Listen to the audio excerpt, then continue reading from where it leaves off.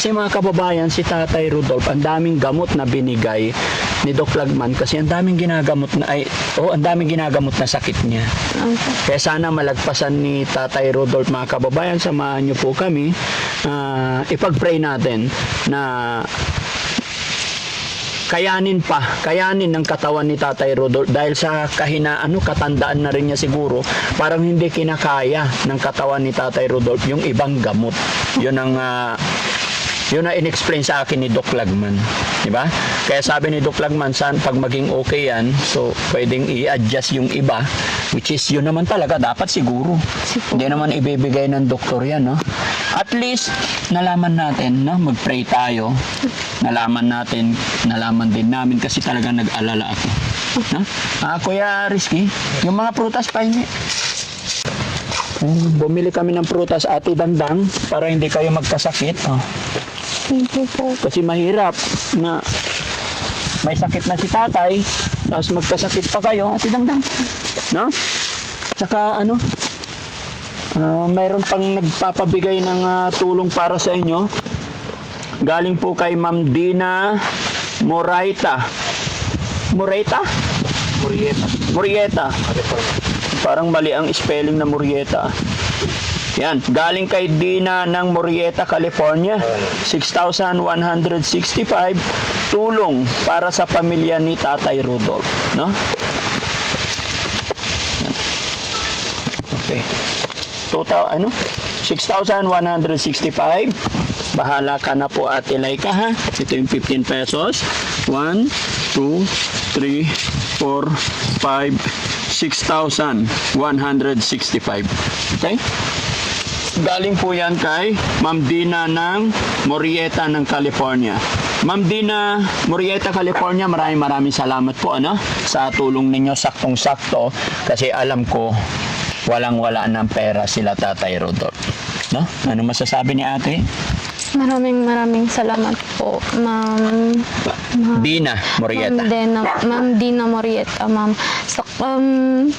Kasi sabi po nila, Papa, nagsabi po siya sa akin nung pumunta po kami doon, dumalaw. Sabi niya, ubos na agad yung pera ko dito. Sabi niya, yung gastusin, tas yung mga bilhin daw po ng gamot niya doon.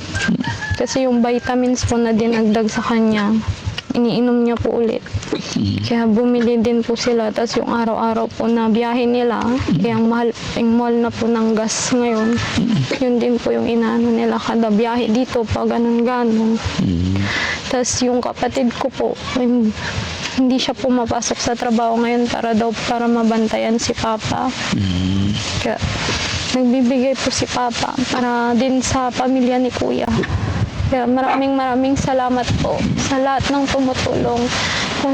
Sana po matulungan niyo po ulit kami ngayon. Tapos, yung perang ipon ng papa mo naubos na. Hindi ko po tinatanong na Tapos narinig ko pa sa usapan ninyo kanina na si Ate Lynn uuwi dito. Opo. Pero walang pamasahe.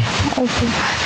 Yun nga po yung sabi niya, nangihiram po siya sa akin. Kaya sabi ko, yun, nangihikan na po agad yung GCash niya para makabiyahe na po sila dito. Magkano ba pamasahe mula doon hanggang dito? Hindi ko na po alam. Palagay mo, magkano? Sige, ganito yan, ha? Para may magbantay sa tatay mo, magbibigay ako ng tulong para sa inyo, ha? Bigay ako 10,000 to 4, 6, 8, 10. Para sa lalong madaling panahon, makauwi yung ate mo. Dahil alam mo naman, mulat sa pool talaga, mga kababayan, gusto ko talaga may kapatid. May anak si Tatay Rudolph na dito nakatira. Kasi hirap po talaga sila. Sa edad po ni tatay, hindi na niya kaya alagaan si Ate Dangdang. At ang iniisip ko dito, pagka walang magbantay kay Ate Dangdang, baka pati si Ate Dangdang is magka-problema. So ito, bahala na kayo para sagutin ko yung pamasahin ng ate mo. And then yung the rest, pandagdag gamot ng tatay mo. No? Hindi ko man sila mapuntahan, awakan mo. No? Hindi ko man mapuntahan ngayon yung tatay mo kasi talagang sinadya ko lang malaman yung sitwasyon, no? Kalagayan ng tatay mo. Sana makatulong iyan sa inyo. Sobrang laking tulong po nito, Daddy Frank. Maraming salamat po, Daddy Frankie. Kasi hindi po kayo nagsasawa na tulungan po kami. Hindi. Sabi ko hanggat kaya ko eh. No? Thank you po. Hindi ko po ma-explain paano po ako magpapasalamat sa inyo. Salamat ka lang kay God. Okay na sa akin yun. Basta laban lang.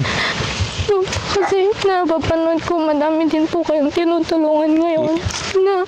Na ano pa din po ninyo. Parang napupuntahan nyo pa din po kami kahit ang layo-layo po namin. Yes. Thank you po.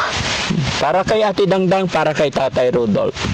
Alam ko kayo, malalakas pa kayo ng asawa mo. Pero si Tatay Rudolph tsaka si Ate Dangdang, laban lang. Mag-pray ka na malagpasan pa ng tatay mo to. Kailangan natin yung mga tatay natin, no? Mahirap palang magulang, alam ko yan. Sobra po. Nung nawala po si Mama, parang ang laki po nung nawala sa amin. Kaya sabi ko, gusto ko sana kahit pa paano dito ako. So, yung baby ko nga. Naintindihan ka namin. Gusto ko sana alagaan si Papa. Kasi nagsabi siya sa akin nung nasa hospital po. Sabi, ang hirap daw po pag wala siyang kasama dito. Kahit gusto niyang sabihin yung nararamdaman niya, parang sabi, yung una pong sinabi ko sa inyo na gusto namin siyang ipunta sa hospital kasi po hindi siya nakakakain. Eh pag hindi po siya nakakakain, di din siya iinom ng gamot kasi ano din po siyang uminom. Masakit sa tiyan. Sabi po niya, sabi ko, gusto ko siyang ipunta sa hospital. Tapos nung sabi niya, wag na daw. Sayang daw sa pera, gastos Ay, daw wag. po. Ha? Basta, Nung umuwi po kami, sabi niya daw po sa kapatid ko, kahit gusto niya daw pong maipunta siya sa hospital, wala daw pong magbabantay sa kanya. sabi ng tatay mo. Bilang sobrang sakit po na marinig yan kasi nandito naman po kami. Parang ang bigat po sa kanya na sabihin sa amin yung problema niya kasi may sarili din po kaming problema. Ganon yung inis. Ganon po siguro yung nasa So parang isip may niya. time dumarating time minsan na parang sinasarili na lang ni tatay yung nararamdaman niya. Opo. Pero at least ginagawa niyo yung best niyo, ano? So para hindi magtampo si tatay or what, maramdaman din niya kung nandiyan ang asawa mo, pasyalan mo, malapit lang naman yata dito. Opo. Kakapasyal lang din po namin nung kahapon po, nakaraan mo. No? Ate Dangdang, okay ka lang? Pag-pray natin si Tatay Rudolph, ha? Yan mga kababayan, mga kabarangay, ito po yung sitwasyon, kalagayan ni Tatay Rudolph. Bagamat kami nababahala, pero sabi ko sa kanila, huwag mawala ng pag-asa, ipag-pray natin. Sa nakikita ko kasi talagang hindi kinaya or hindi kinakaya ng katawan ni Tatay Rudolph yung mga gamot niya sa kanyang katawan, kaya nagsisilabasan yung sakit niya. No? Siguro. Okay, so maraming salamat po mga kababayan, at ito, nananawagan muli si Ate Laika para sa kanyang tatay. Okay? Hihingi po ako ulit sa inyo ng tulong para po sa papa ko. Alam ko po, ang daming beses nyo na po kaming tinulungan. Pero ito po ako ulit, manghihingi po ako ulit ng tulong para po sa papa ko kasi kailangan niya po ngayon. Maraming salamat po. Si Lord na lang po bahalang magbalik sa inyo ng tulong.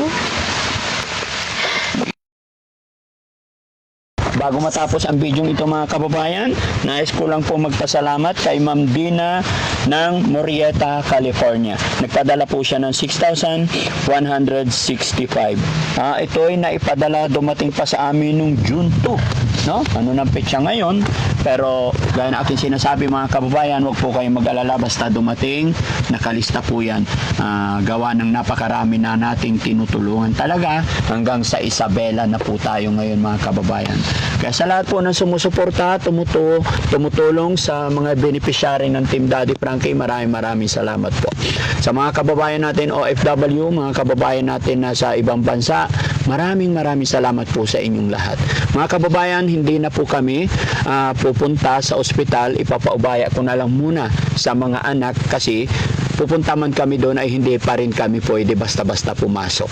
Kumbaga, family pa rin. Ang importante, nalaman natin sitwasyon na iparating ko rin sa inyo. Una-una, nag-alala rin talaga ako. At nakapag-abot din tayo ng tulong sa pamilya nila. Maraming salamat mga kababayan. Mabuhay po tayong lahat and God bless po. Laban lang. Ha, Ate Dang, ha? Mag-inom ka ng gamot. Malapit na yung check-up mo ulit. Kailan check-up niya? July 6 yata. Ay, no? 6 Tama? or 8. Ha? 8 po. Oh, July 8. Basta magkakasunod kayo. 6. July 6. O, tignan na lang namin. Basta dyan, basta first week. Ha? Basta first week. Alam niya eh. Alam na, no? Basta pagka, ano, sasama ka, no? So, ang problema, sinong kasama? Pag-isipan ninyo yun, ate, ha? Kung pwede. Kasi hindi po pwedeng kami lang na walang pamilya.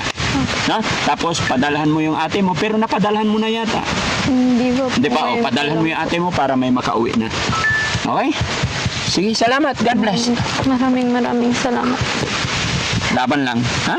Sige, pasensya na kayo kung hindi ako na agad-agad nakapunta. Kararating lang namin kagabi. Kararating lang namin dyan galing Isabela. Kaya medyo puyat pa. Tinan mo, hindi na ako nakapag-bihis mga kababayan. Kasi gusto ko talaga kumustahin sila. Pero okay lang yan. Maraming salamat. God bless po.